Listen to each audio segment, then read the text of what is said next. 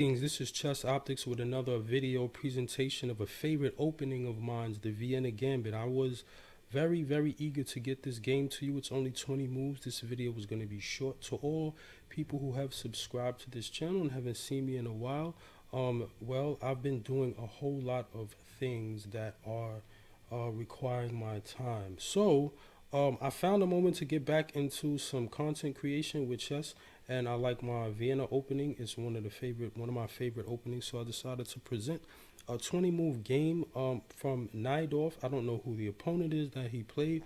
However, this game was so moving to me that I decided that I wanted to present it to you. And here it is. So the first move of the game is e4, and then we have e5, and then knight to c3, knight to f6. And this is the Vienna Gambit. This move, f4 here, this is the Vienna Gambit. And knight to c6 is not a refutation, but it will lead to a loss of tempo from black.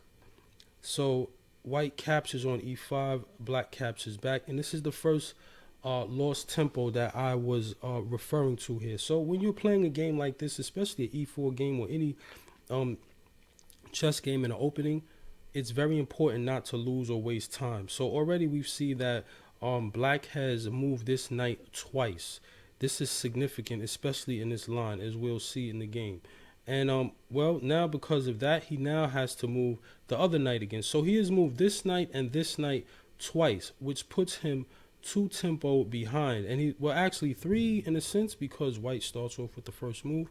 So if you add that tempo, and now white plays knight to f3, and black tries to develop his queen's bishop by playing d6, and white just ignores that, because of course you don't want to take this and then allow this bishop to come out. So when your opponent is behind in development, which usually equates to being cramped in a sense, you don't want to capture this pawn and allow this you don't want to allow this bishop to have access to this diagonal. So if he captures, then you capture back, but you don't assist your opponent in development, especially if he's behind in development.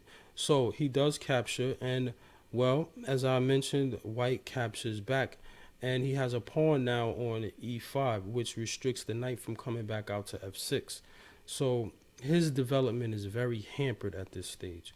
And bishop comes to c5, queen goes to e2, and well, black plays bishop to g4. He only has one piece here that is undeveloped, but he still is behind in time still. The threat again, now we see this knight threatening the bishop, and the bishop going back to b6. Bishop goes to g5, queen comes down to d5. So there's 2 attackers on this e5 pawn, but that's not significant right now. What's the most significant feature of this game? So a lot of people ask, how do you find moves in chess? You have to be able to identify significant features in the language of the game. So here, the significant feature is this, right? These knights, these bishops, this queen, and the fact that if you look at the black minor pieces, they sit in the center of the board very well. They're developed, and they're waiting to activate. Meanwhile, if you look at the black pieces, this piece is moved twice, this piece is moved twice, this piece is moved twice. This is pinning the knight, but it has no what I call group factor, group effect, meaning it's not working in cohort with anyone other than itself. So if he did capture the knight, that would just give black 1 bishop less, right, in exchange for a minor piece, but it's not a plan, right?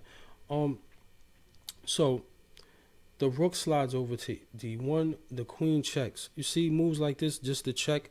So we have the check and we have a threat to the pawn, but in essence, that's not really significant enough to compensate for the loss of time and lack of development in black's position.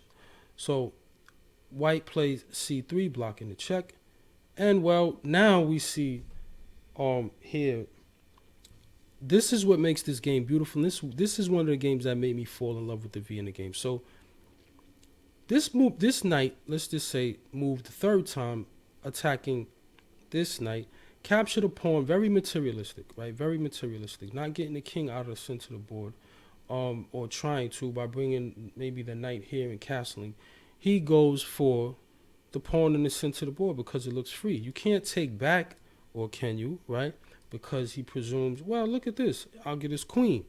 But the king is what the game is about, not the queen. So what does white do in this position? What does white do? Can anybody guess? 10, 9, 8, 7, 6, 5, 4, 3, 2, 1. I'll spare you the countdown if you didn't get it. Bishop to b5, check, right? And you see this green line and this circle. This signifies that he can't block by putting a pawn on c6 because this will be checked.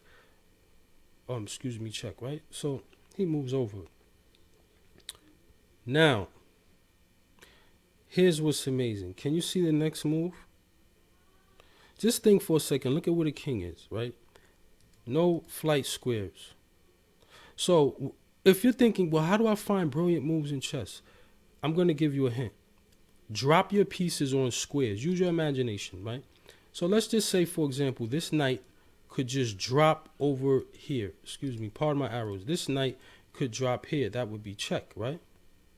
Well, how does that happen? He has to get to this square. Now, if you're afraid to sack your queen, then you won't find this move. But white wasn't afraid. Knight to e5. Sacking the queen, right? And threatening some devastating damage to the black king. Bishop takes queen. And look at this. Check. He moves over. There's the discovery that I was talking about. He steps here, right? To c6 blocking. Why? Because where is he going to go? Right? If the king decides to go here, well, we have a beautiful checkmate waiting for him on d8, right? Okay. So the king has to get blockade assistance from the pawn that goes to c6. But now we have this move, check. And remember this good old knight that sacked itself for, that sacked the queen to get in this position? Well, he's going to be the guy that delivers mate. Because when the king goes here, that is checkmate. And with that game, this very short, brief introduction to the Vienna game is where I will stop. If you liked this very short and sweet, very, very, very short, I might add, video on the Vienna game, please subscribe and like. I will be presenting more content, but I just had to get this out. Really, I wanted people to see this, that the Vienna game is something that can offer you quick knockout potential if you're playing the white pieces against e5 and you play e4. Quick knockout potential. So, thank you again, and this is Chess Optics saying, may your chess be the best. Later, guys.